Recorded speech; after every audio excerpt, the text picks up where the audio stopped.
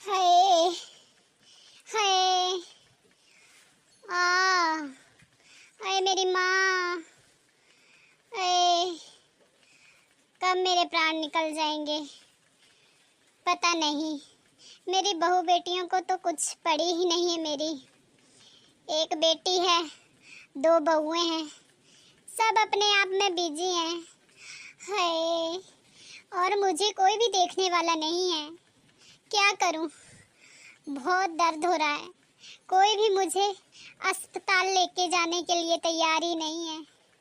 हे, आज तो मेरी बहन भी आने वाली है, अभी तक वो आई ही नहीं। एक मेरी बहन ही है जो मेरी चिंता करती है। हाँ, हे दीदी, कैसे हो अब आप? आपकी तबीयत कैसी है? आ गई बहन तू। अच्छा हुआ तू आ गई। है, बहुत पेन हो रहा है, पूरी बॉडी दुख रही है। पता नहीं कब मेरे प्राण निकल जाएं। मेरी बहुएं हैं, उन्हें फुर्सत ही नहीं है। अपने कामों में इतनी उलझी पड़ी हैं कि सास उनकी बिस्तर पे पड़ी हुई है, बीमार है। उसको डॉक्टर के पास दिखा लाएं, उनको बिल्कुल भी टाइम नहीं है। अच्छा किया बहन तू आ गई है। नहीं नहीं दीदी, जैसे मुझे पता चला कि आप बीमार हो तो मैं वैसे ही आ गई हूँ। आप चिंता मत करो, मैं हूँ ना, मैं आपको लेके चलूँगी डॉक्टर के पास। हाँ बहन, चल ले चल मुझे। अच्छा आप ये बताओ, आप बाहर तक तो चल सकते हैं या नहीं? नहीं बहन, नहीं उठा जा रहा है मुझसे, ना ही चला जा रहा है। उठ रही तो सिर भारी हो रहा है, चक्कर से आ रहे हैं। कोई बात नहीं, मैं यहीं पे डॉक्टर को बुला लेती हूँ। जैसा तुम्हें ठीक लगे बहन। हाँ। लो, डॉक्टर भी आ गए दीदी। हाँ बताइए, इनको क्या हुआ है? देखिए डॉक्टर साहब, मेरी बहन बोल रही है कि मुझे पूरी बॉडी में पेन हो रहा है और उनसे उठा भी नहीं जा रहा है। सिर भारी हो रहा है, उनको चक्कर से आ रहे हैं। देखिए जरा चेक कीजिए क्या हुआ है आखिर दीदी को। इनको बहुत तेज बुखार है, जिसकी वजह से ये उठ भी नहीं पा रहे हैं और सिर भी भारी हो रहा है इनका, बॉडी पेन हो रही है इनको। तो आप ऐसा कीजिए, मैं इनको दवाई दे देता हूँ और आप इनको टाइम से दवाई देते रहना और मुझे फिर 2 दिन के बाद बताना। ये अगर चल पाए तो मुझे फिर मेरे क्लिनिक में ही दिखा लेना इनको। मैं वहीं पर इनका जो ब्लड टेस्ट है वो भी करवा लूँगा और बाकी जो है चेकअप वो भी कर लूँगा। थैंक यू डॉक्टर, आप दवाइयाँ दे दीजिए, मैं दे दूँगी टाइमली। दीदी, अब कैसा लग रहा है आपको? थोड़ा बेटर लग रहा है या नहीं? हाँ बहन, अब थोड़ा ठीक लग रहा है। डॉक्टर की दवाई ने थोड़ा असर दिखा दिया है, अब थोड़ी कम दर्द हो रहा है मुझे। चलो ठीक है बहन, और तो सब ठीक है, लेकिन मेरे बहू बेटे जो मुझे देखते भी नहीं है, मेरी बीमारी में मुझे देखते ही नहीं है। मैं क्या करूं बताओ? कभी मैं इसी तरह से बिस्तर पे उनको मरी पड़ी मिलूंगी। दीदी आप चिंता मत कीजिए, मैं आई हूँ ना, तो मैं सब ठीक करके जाऊंगी। आप टेंशन मत लीजिए, सबको मुझे ही अब पाठ पढ़ाना पड़ेगा। वो कैसे? इसमें आपको मेरा साथ देना पड़ेगा। हाँ बहन, जो तू बोलेगी वो मैं करूँगी। तो ठीक है, एक प्लान है मेरे पास। क्या? रुको मैं आपके कान के पास बोलती हूँ, नहीं तो यहाँ पे बहुत सारे लोग हैं जो हमारी बातें सुन सकते हैं। ठीक है बहन, हाँ मैं तैयार हूँ, मैं ऐसा ही करूँगी। अरे बड़ी बहू रुको तो सही, जरा रुको, मेरी बात तो सुनो। ओ मौसी जी, आप कब आए? कैसे हो आप? मैं तो बेटा सुबह ही आई, अभी देखो शाम के 5 बज रहे हैं। अभी आप कहाँ से आ रहे हो? आज मेरी फ्रेंड का बर्थडे था तो हम सभी बाहर गए थे खाना खाने के लिए। घूम फिर के हम वापस आ गए घर में। ओह अच्छा। और दीदी तो बहुत बीमार हैं, उनको बहुत तेज बुखार आया है, वो बिस्तर पे लेटी हुई हैं। मौसी जी बुखार ही तो है। हाँ बेटा, है तो बुखार, लेकिन तेरे मतलब की एक बात लेके आई थी तेरे से करने के लिए। अगर तुझे इंटरेस्ट है तो बताओ, नहीं तो रहने देती हूँ। नहीं नहीं मौसी जी, आप बताइए, मेरे भले की बात है तो बताइए, जरूर बताइए, मैं सुनूंगी। टाइम है? हाँ मौसी जी, मेरे पास टाइम है, आप बताइए। अच्छा तो सुनो, दीदी के पास एक बहुत बड़ी ट्रंक है जिसके अंदर बहुत सारे पैसे और गहने रखे हुए हैं, जो कि मम्मी और पापा ने उनको उनकी शादी पे दिए हैं। तो अब दीदी के मरने के बाद वो गहने किसको जाएंगे, बड़ी बहू को या छोटी बहू को, ये तो मुझे नहीं पता, लेकिन मेरे से दीदी ये बोल रही थी जो भी मेरी सेवा करेगा मैं उसको वो ट्रंक दे दूंगी। ये ट्रंक क्या होता है मौसी जी? अरे तुझे ट्रंक का पता नहीं? बक्सा जो दीदी हमेशा अपने बेड के नीचे ही रखते हैं, वो वाला बक्सा। कभी देखा है उसको खोला दीदी ने कभी तुम्हारे सामने? अच्छा, आप उस बक्से की बात कर रहे हो? हाँ, मैंने कभी नहीं देखा, मेरी शादी को 6 साल हो गए, पर मैंने कभी नहीं देखा कि मम्मी जी उस बक्से को हमारे सामने खोलते भी हैं। हाँ, तो क्यों खोलेंगे? उसमें बहुत सारा पैसा और गहना जो भरा पड़ा है। अच्छा, ये बात है। हाँ, अब सोच लेना आपको क्या करना है बेटा, मेरा फर्ज तो आपको बताना था, बाकी आपकी मर्जी।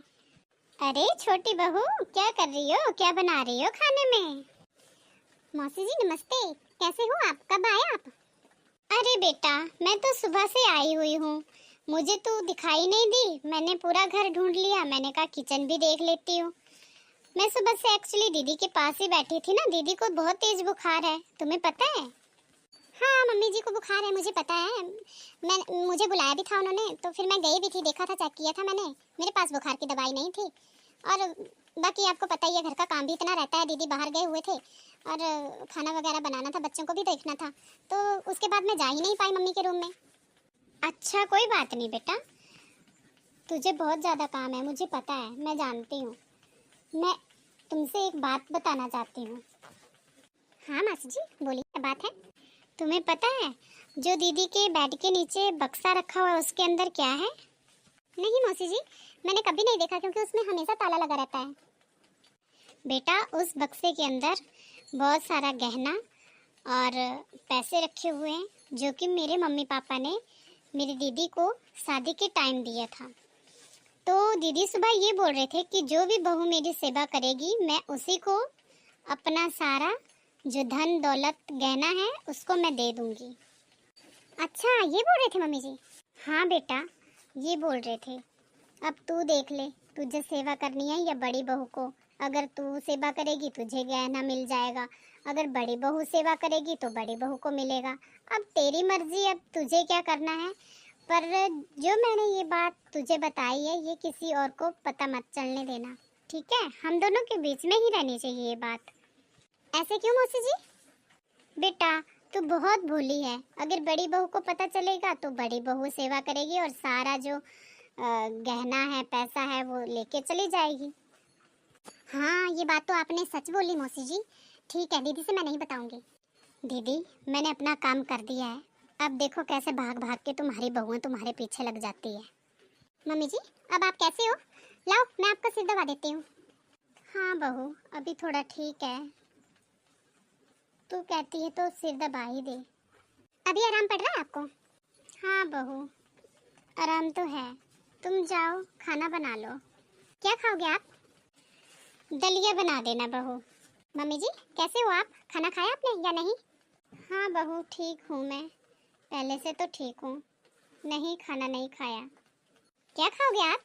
छोटी बहू गई है दलिया बनाने के लिए, वही खा लूँगी।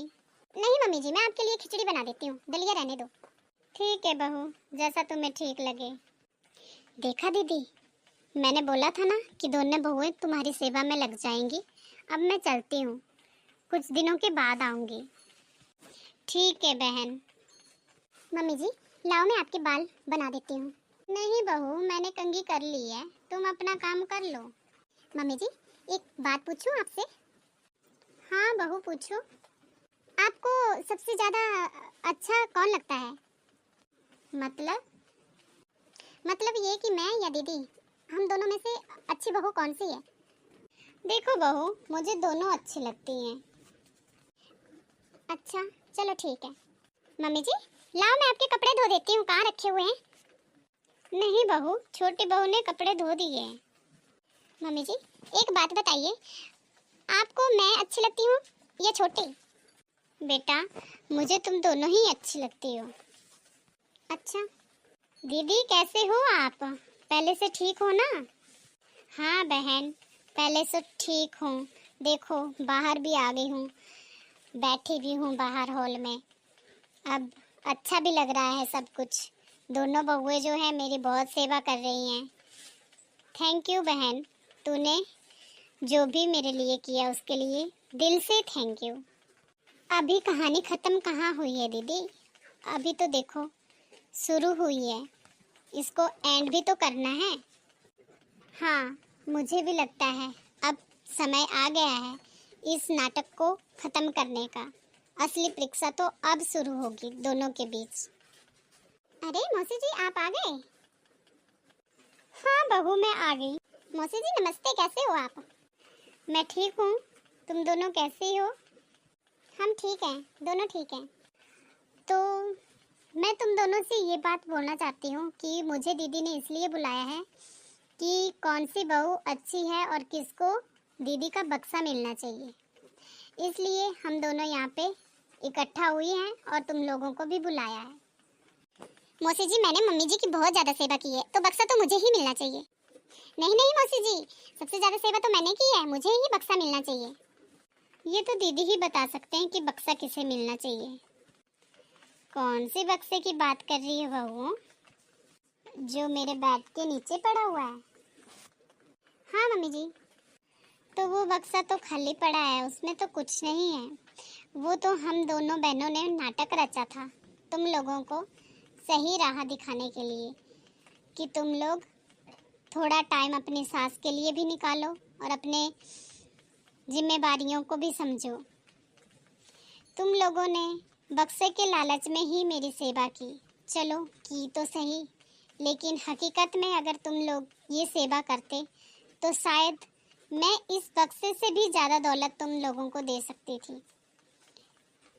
लेकिन कोई बात नहीं, जो मेरे पास बची हुई दौलत है उसको मैं बाद में सोचूंगी कि क्या करना है। फिलहाल जो बक्सा है उसके अंदर जो भी है वो तुम लोगों को मैं बांट देती हूँ, क्योंकि दोनों बहुओं ने मेरी सेवा दिल से तो नहीं की, लेकिन हाँ लालच में ज़रूर की है। तो जो भी बक्से में है वो मैं बांट दूंगी।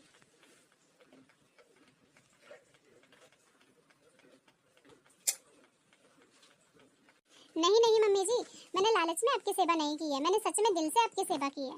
वो तो मुझे पता है बच्चा, तू चिंता मत कर। मैं तुम दोनों से एक बात और बोलना चाहूँगी, जो बात मैंने तुम लोगों से नहीं कही है। दीदी के पास बहुत ज़्यादा दौलत है जिसके बारे में किसी को भी पता नहीं है, यहाँ तक कि उनकी बेटी और बेटे को भी पता नहीं है सिवाय मेरे। तो तुम लोगों ने जो भी सेवा की है अगर दिल से की होती ना तो तुम लोगों को वो दौलत भी दीदी दे देती, लेकिन तुम लोगों ने अपने स्वार्थ के लिए उनकी सेवा की है तो तुम लोगों को यही मिलेगा और इससे ज़्यादा कुछ भी नहीं मिलेगा। अब मैं इसमें कुछ नहीं कर सकती हूँ। नहीं नहीं मौसी जी आप ऐसा मत बोलिए। ऐसा ना बोलूँ तो क्या बोलूँ? अब दीदी ने यही निर्णय किया है कि जो भी दीदी की सेवा दिल से करेगा उसी को ही सारी अपनी दौलत दे देंगे। अब मैं कुछ नहीं कर सकती हूँ। उन्होंने तो छोटी सी एक तुम लोगों की परीक्षा ली थी जिसमें आप दोनों स्वार्थी निकले, लालची निकले। बेटा जाओ आप अपना अपना काम करो और अगर टाइम हो तो मेरे पास आ जाना, नहीं टाइम हो तो कोई बात नहीं। और वैसे भी मैंने दोनों के लिए आधा आधा हिस्सा कर दिया है जो भी मेरे बक्से के अंदर था।